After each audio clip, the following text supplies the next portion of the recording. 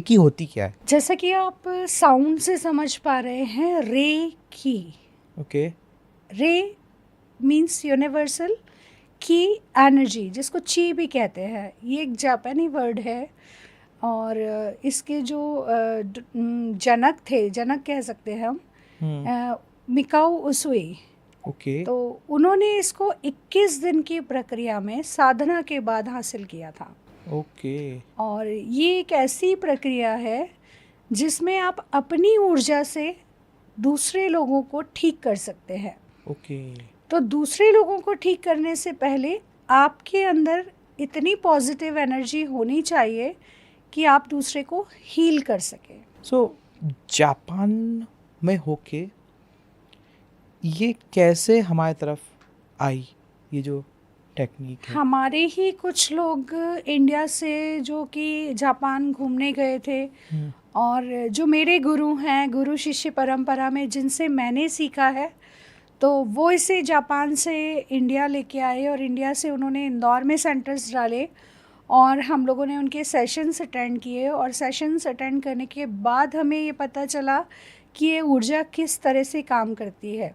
Okay. Intuition पहले भी आते थे, चीज़ें पहले भी समझ में आती थी, सही क्या गलत क्या, फेस रीडिंग क्या, पाम रीडिंग क्या। Astrology was totally different.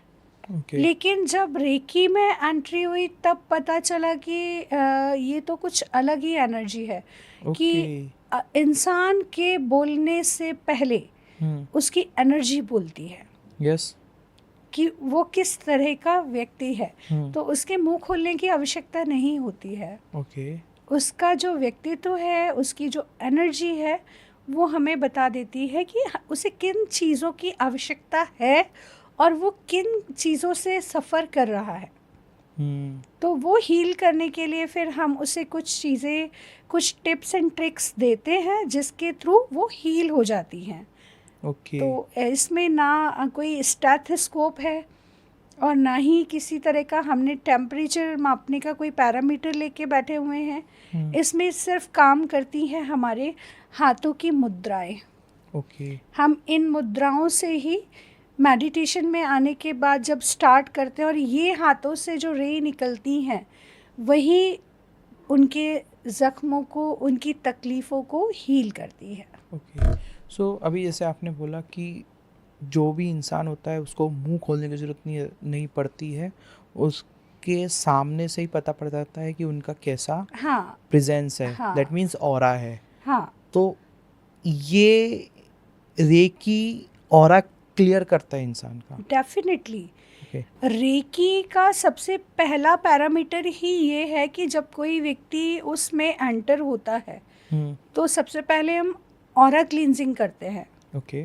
उसका ऑरा क्लीन किया जाता है। ऑरा क्लीन करने के बाद हम उनको मेडिटेशन मोड पे लेके आते हैं, और फिर मेडिटेशन मोड पे लाने के बाद फिर उनको रेकी की प्रैक्टिसेस दी जाती है। ओके। और रेकी की प्रैक्टिसेस कम से कम आपको 6 महीने खुद के लिए करनी होती है। उसके बाद जब आप स्वयं में बहुत स्ट्रांग हो जाते हैं, फिर आप दूसरों के लिए इसमें काम कर सकते हैं। ओके। क्योंकि ये वो एनर्जी है जिसको आप सोचते हैं, समझते हैं, तो ये सिमिलर एनर्जी को अट्रैक्ट करती है। अब अगर मैंने ये प्रण ले लिया है कि मुझे बीमार लोगों को ठीक करना है, तो ये बनी सी बात है कि बीमार एनर्जीज बहुत ज़्यादा कनेक्ट होंगी, और बीमार एनर्जीज कनेक्ट होंगी तो मुझे खुद को बहुत स्ट्रांग रखना होगा। तो सबसे पहले तो हमें साधना करनी है अच्छी वाली।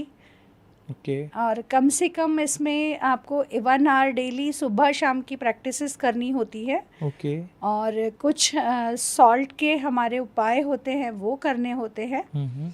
और रेकी का एक ही नियम है कि हमें किसी भी तरह की गॉसिपिंग में शामिल नहीं होना है। ओके। अदरवाइज ये वो विद्या है जो बहुत जल्दी आपको छोड़ के जा भी सकती है। तो दैट मीन्स नेगेटिव कलेक्ट करना, लोगों का नेगेटिव स्प्रेड करना, जो नेगेटिव गॉसिप आजकल की किटी पार्टीज और लेडीज करती हैं, किटी पार्टीज में जो लेडीज करती हैं। हाँ, that's why I am avoiding all these things. पहले मैं बहुत सारे इवेंट्स में जाती थी, उनको ज्वाइन करती थी, तो मुझे नहीं पता था, बहुत डिस्टर्बेंस होता था, घर आके बहुत डिस्टर्ब फील होता था। बट जब रेकी स्टार्ट किया तब पता चला कि देयर इज़ अ डिफरेंस, और ये डिफरेंस हमें बना के चलना होगा, हमें भीड़ से अलग रहना होगा, क्योंकि हमें नहीं मालूम है किसकी एनर्जी कैसी है, कौन आपको किस दृष्टि से देख रहा है। यस।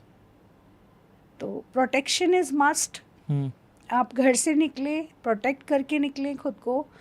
तो ऑरा हम अपना प्रोटेक्ट करते हैं, सबसे पहले प्रेयर करते हैं। इसमें ब्रह्मांड को हम सारी चीज़ें जो हमें प्राप्त हुई हैं, जो अप्राप्त है, उन सब के लिए थैंकफुल होते हैं। और थैंकफुल होने के बाद हम संजीवनी शक्ति हमारी, जो रेकी शक्ति है, संजीवनी शक्ति है, संजीवनी बूटी है, उसके लिए हम कॉलिंग करते हैं। और कॉलिंग करने के बाद हम खुद को एमेथिस्ट बॉल में, एक पर्पल कलर की बॉल में पैक कर लेते हैं। और कुछ सिंबल्स होते हैं, वो सिंबल्स हम अपने चारों तरफ बनाते हैं, और उन सिंबल्स के बाद फिर हम कनेक्ट होते हैं। कनेक्ट होने के बाद भी ये है कि मैं आपसे बात कर रही हूँ, और आपसे बात करके निकलने के बाद मुझे आपके साथ अपने सारे कनेक्शंस छोड़ने होंगे, ताकि वो चीज़ें मेरे ब्रेन में रह के मेरे ब्रेन को फुल ना करें। मतलब ब्रेन खाली रखना है मुझे साधना के लिए। तो उसके लिए कॉर्ड कटिंग होती है। यहाँ से निकले और कॉर्ड कटिंग कर दिया कि अभी मेरा जो पास्ट हो गया है, जो चीज़ें मैंने कर ली हैं, अब मेरा उससे कोई संबंध नहीं है। Cut cut cut. तो वहाँ से हम डिस्कनेक्ट हो जाते हैं, एक नई जर्नी पे निकल जाते हैं। तो ब्रेन में जब कुछ है ही नहीं, ब्रेन खाली है, लेने के लिए तैयार है, तो फिर ऊपर वाला देने के लिए तैयार है।